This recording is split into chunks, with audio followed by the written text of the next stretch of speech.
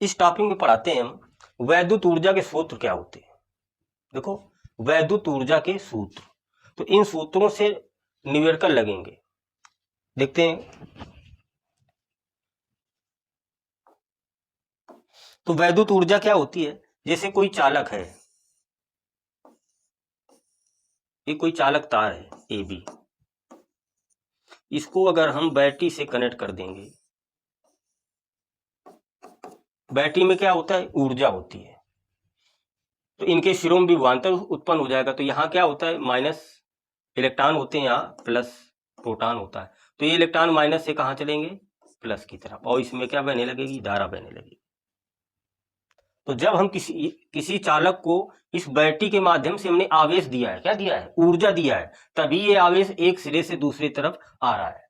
तो जब किसी चालक को आवेश देते हैं तो कुछ कार्य करना पड़ता है, वही कार्य ऊर्जा के रूप में क्या हो जाता है? परिवर्तित हो जाता है।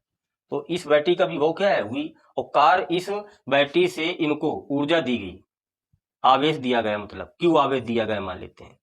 तो कार्य कितना करना पड़ा? तो V बराबर W अपान क्यू। तो W से क्या निकाल लेंगे हम? कार्य निकाल लेंगे। तो मेन कार्य का फार्मूला W बराबर V बटे V इंटू क्यू ही होगा।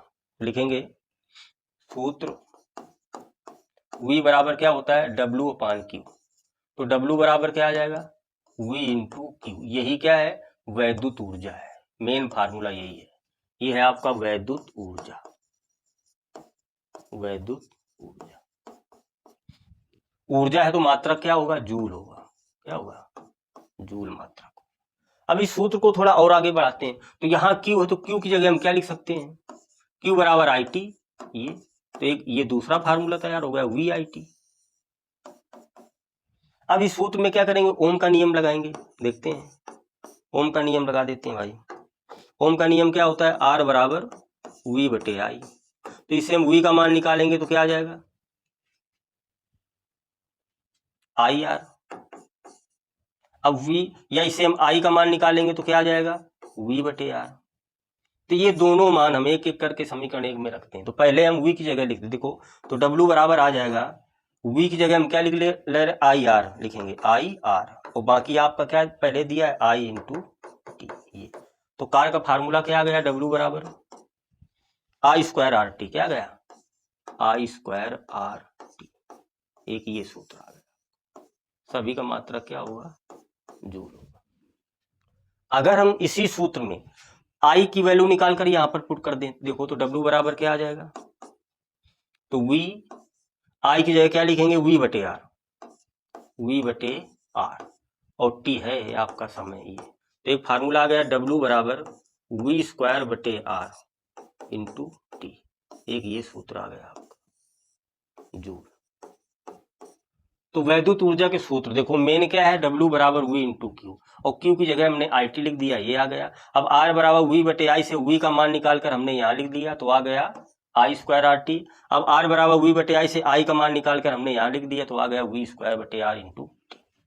ये निवेरकर में काम देंगे। अगर सवाल में आपको Q दिया है, V दिया है, वैद्युत ऊर्जा पूछे, ये सूत्र लगा देंगे। अगर V और आई टी दिया है, ये लगा देंगे। अगर आई आर टी का मान दिया है तो ये सूत्र लगा देंगे। अगर V और आर टी का मान दिया तो ये लगा देंगे।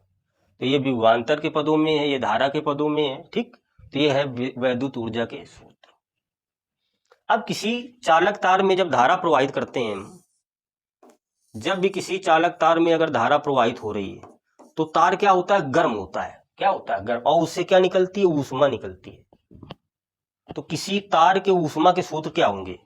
किसी चालक तार में उत्पन्न ऊष्मा के सूत्र,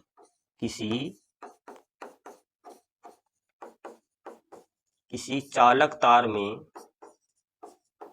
उत्पन्न ऊष्मा के सूत्र, उत्पन्न ऊष्मा के सूत्र, ऊष्मा के सूत्र। देखो, ऊष्मा को H से डिनोट करेंगे, किससे?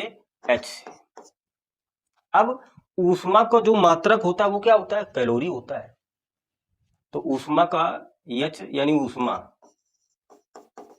ऊष्मा का मात्रक क्या लेंगे हम? कैलोरी। ये, और ऊर्जा का मात्रक क्या होता है? जूल। तो देखते हैं कि एक कैलोरी में कितने जूल होते हैं? एक कैलोरी बराबर 4.2 जूल।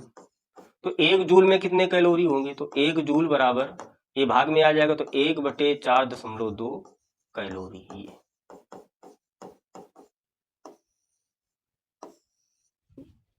अर्थात मतलब क्या निकला, मतलब ये निकला कि अगर हम जूल को कैलोरी में चेंज कर लें तो ये जो वैद्युत ऊर्जा किसमें चेंज हो जाएगी, ऊष्मा में परिवर्तित हो जाएगी। तो यही सभी सूत्र ऊष्मा के आ जाएंगे, देखते हैं।